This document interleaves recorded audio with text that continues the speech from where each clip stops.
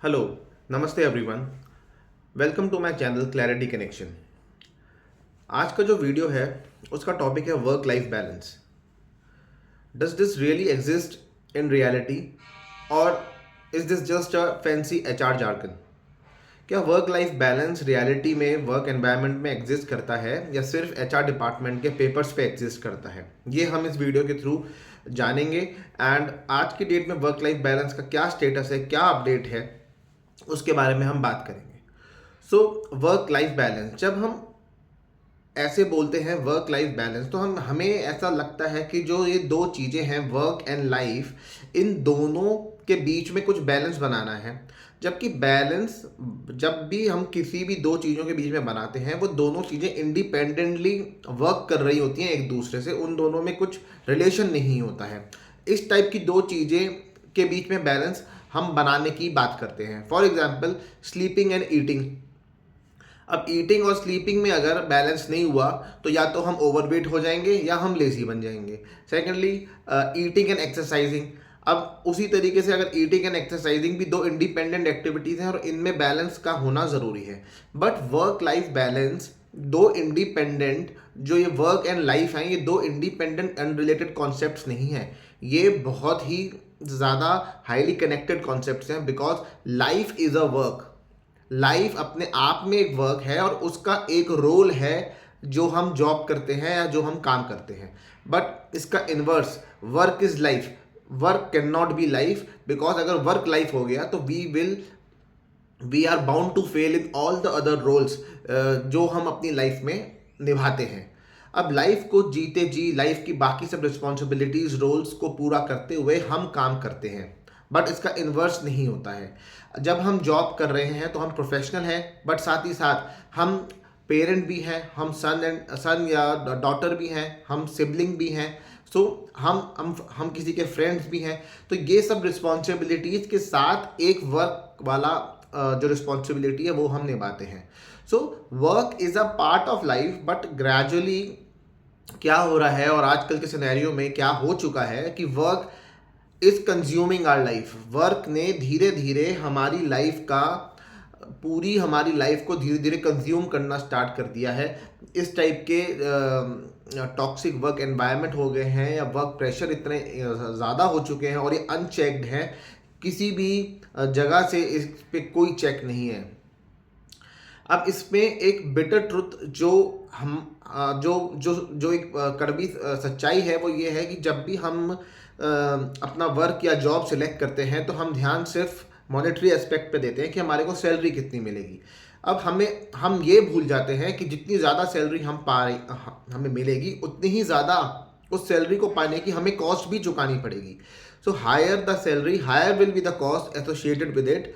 And जितनी ज़्यादा salary company हमें देगी, कंपनी उतना ज़्यादा ये मानेगी कि वो हमें उतना ज़्यादा ओन कर रही है, और जितना ज़्यादा वो हमें ओन करेगी उतना ही ज़्यादा हमारे ऊपर वर्क होगा और एक्सपेक्टेशन ये होगी कि we will do whatever we can to complete that work.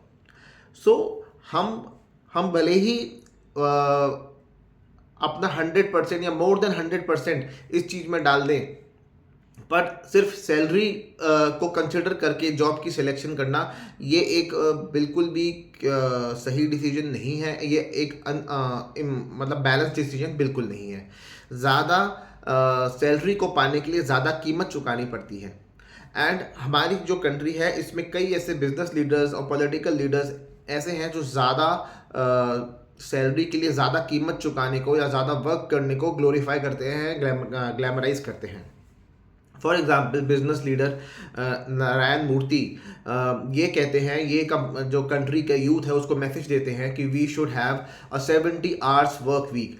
अब 70 आवर्स वर्क वीक सब यूथ के लिए वो होना चाहिए, ऐसा मैसेज देते हैं। And he gifted shares worth 240 to 300 crore to his grandson. और साथ ही साथ वो अपने ग्रैंडसन को इतना बड़ा गिफ्ट देते हैं जिससे कि उसकी पूरी लाइफ अच्छी तरीके से सेटल्ड एंड कंफर्टेबल है।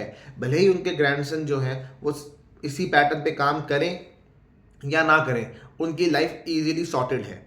पर जो देश के बाकी का यूथ है उसके संग ये केस नहीं है। सेकेंडली, जो देश के दूसरे बड़े पॉलिटिकल लीडर हैं वो इस चीज़ को कहते हैं कि work is relaxation for me, work he relaxation है।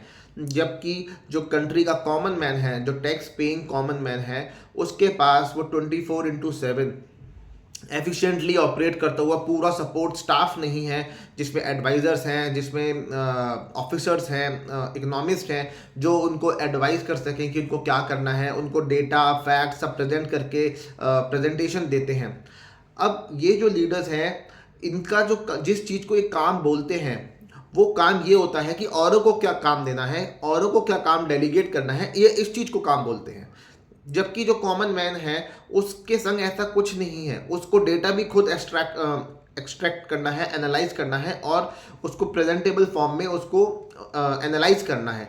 सो अब ये जो लीडर्स हैं इनके लिए तो पूरा स्टाफ है जो काम कर रहा है, डेटा कलेक्ट कर रहा है और रिसर्च कर रहा है, उसको प्रेजेंट कर रहा है उनके सामने। उनको तो बस रिपोर्ट मांगनी है, उनको रिपोर्ट खुद बनानी नहीं है। अब सबसे बड़ा जो ये वर्क क्या होना चाहिए, इसी में इतना बड़ा मिसमैच है। इसी हिसाब से 70 आवर्स का वर्क वीक कोई इतने बड़े जो लीडर्स हैं वो बोल देते हैं। अब उनके वर्किंग एनवायरनमेंट कंफर्टेबल है, एयर कंडीशन है, ठंडे हैं, तो अब और उनके संग काम करने वाले इतना स्टाफ है और उन जिससे उनको काम करवाना है। अब वो काम करवाने को काम करना काउंट अगर करेंगे तो कॉमन मैन जो इस कंट्री का यूथ है उसकी कंडीशन ऐसी नहीं है।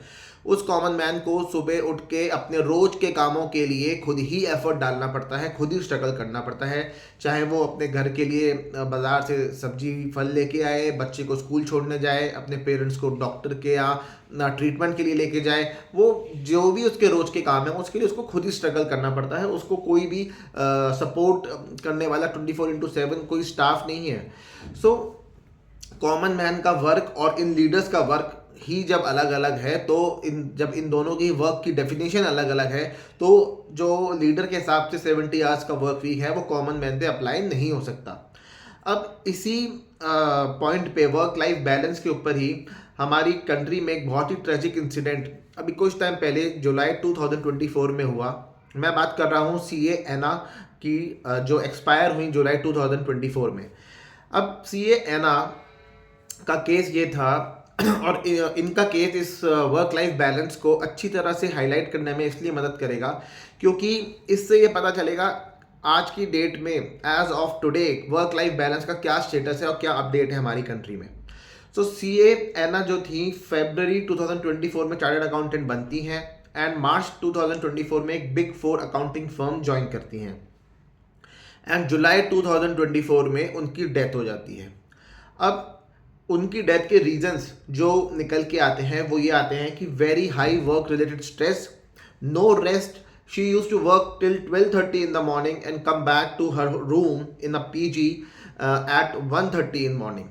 So and she was not taking proper diet क्योंकि उनको अपनी डाइट को प्रॉपरली बनाने का और लेने का उतना भी टाइम उनको अवेलेबल नहीं होता था। She used to work on Saturday and after office hours also. And जो उनके पेरेंट्स हैं उनका ये कहना है कि we use to talk to Anna daily and she use to complain about high work related stress 24/7 high pressure work environment.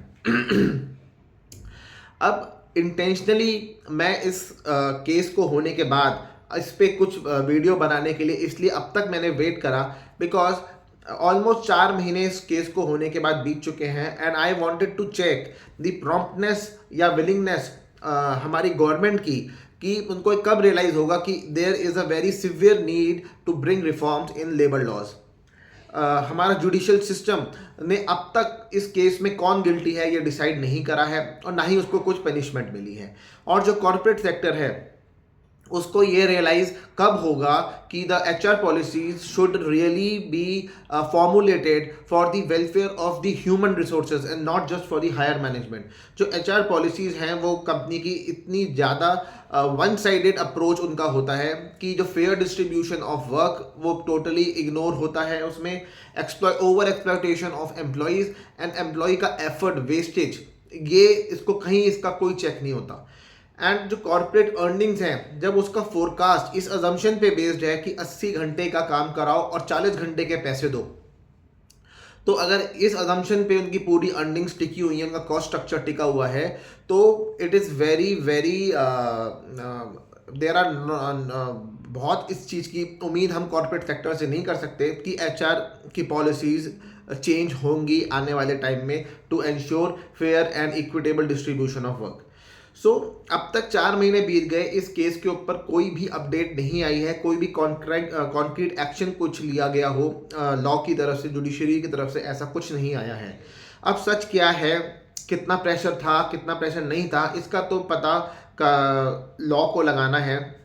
And labour ministry ने इसके लिए इन्वेस्टिगेशन इस केस के ऊपर इनिशिएट तो करा था, बट वो इन्वेस्टिगेशन अभी तक चल ही रहा है और उसके ऊपर कोई भी अपडेट हमें नहीं पता है। एंड धीरे धीरे अब मामला ये ठंडा हो चुका है, मीडिया भी इसको कवर नहीं कर रही। जिन दिनों ये हुआ था उस टाइम ये एक हॉट टॉपिक था, तो मीडिया की भी इसको फुल कवरेज मिली हुई थी एंड ये केस बहुत ज़्यादा हाईलाइट हुआ था। पर आज की डेट में केस ठंडा हो चुका है and I am not very hopeful from the government, judiciary and corporate sector that they will bring some reforms to control this pandemic like situation of related stress. Work related stress से जो youth है जो इन companies में काम कर रहा है वो इतना ज़्यादा सफ़र कर रहा है कि death may not be outcome of all the cases, but in almost 90-95% of the cases जो यूथ है इन कंपनीज में जो काम कर रहा है, he is either suffering from heart related problems, life threatening diseases like blood pressure, diabetes, obesity, या फिर mental problems, he is suffering from bad broken relationships, married life उसकी बर्बाद हो चुकी है इन जॉब के वर्किंग आवर्स और वर्क की जो शिफ्ट टाइमिंग्स है उसके हिसाब से, कि जितना नंबर ऑफ यूथ आज की डेट में डॉक्टर्स और मेंटल हेल्थ प्रोफेशनल्स को कंसल्ट कर रहा है, उनकी हेल्प को सीख कर रहा है, वो इतना कॉमन है कि जैसे बच्चे स्कूल जा रहे हैं, जिस क्वांटिटी में बच्चे स्कूल जाते हैं ना, उस क्वांटिटी में जो कंपनी में काम कर रहा हुआ यूथ है वो डॉक्टर और मेंटल हेल्थ केयर प्रोफेशनल्स के पास जा रहा है आज की डेट में। सो इस केस को हाईलाइट करना इस पॉइंट पे इतना ज़रूरी था कि इस केस से हमें दिखता है कि वर्क लाइफ बैलेंस की जो सिचुएशन है, जो टॉक्सिसिटी का लेवल है, जो day by day work environment में इतना हाई होता जा रहा है कि वो कहीं से उसके कोई ऐसी अथॉरिटी, कोई ऐसी रेगुलेटरी फ्रेमवर्क नहीं है जो इस पर चेक कर सके, जो इस पर कंट्रोल रख सके और मॉनिटर कर सके कि कब ये कितना होना चाहिए, कब ये ज़्यादा है, कब ये कम है। और ये बहुत ही कॉमन टाइप की सिचुएशन है कि इस टाइप के एनवायरनमेंट में आज नहीं तो कल हमारे जैसे जितने भी पेरेंट्स हैं उनके बच्चे एंटर करेंगे, क्योंकि वो कहीं ना कहीं एक ऐसी जॉब से शुरुआत करेंगे जो इतनी ही हाई डिमांडिंग होगी, और मे बी फ्यूचर में जैसे जैसे टाइम बीतेगा जॉब्स और डिमांडिंग होती जाएंगी। एंड जब हमें अपनी गवर्नमेंट, अपनी जुडिशरी और अपने ये जो कॉर्पोरेट सेक्टर है, इससे कोई भी रिफॉर्म आने की उम्मीद नहीं दिखती इतना बड़ा, जब कोई केस हो गया उसके बाद भी। सो ये एक ऐसी प्रॉब्लम है जो हम सबको अपनी लाइफ में कभी ना कभी, जब भी हमारे बच्चे ऐसी कंपनी को ज्वाइन करेंगे, हमें फेस करनी है। एंड ये प्रॉब्लम और सीरियस तब हो जाएगी जब हमारे बच्चों को रीलोकेट करना पड़ेगा किसी दूसरी सिटी में ऐसी जॉब को करने के लिए। सो अगर ऐसा होता है तो मेरे पास कुछ आइडियाज़ हैं, कुछ प्लान्स हैं, सजेशंस हैं जो एक पेरेंट अगर फॉलो करे तो बहुत ही बेटर हो जाएगा। प्रोएक्टिवली असेस करना बच्चे की क्या कंडीशन है, उसकी हालत, उसकी हेल्थ कैसी है, एंड इजीली अर्ली डिटेक्शन हो पाएगी अगर कुछ अनयूजुअल हो जाता है तो, और उसका टाइमली फिर करेक्शन होने का स्कोप होगा। सो फ्रेंड्स, अभी इस वीडियो में मैं वर्क लाइफ बैलेंस के ऊपर ये जो वीडियो है इसको मैं यहीं पे एंड करता हूँ।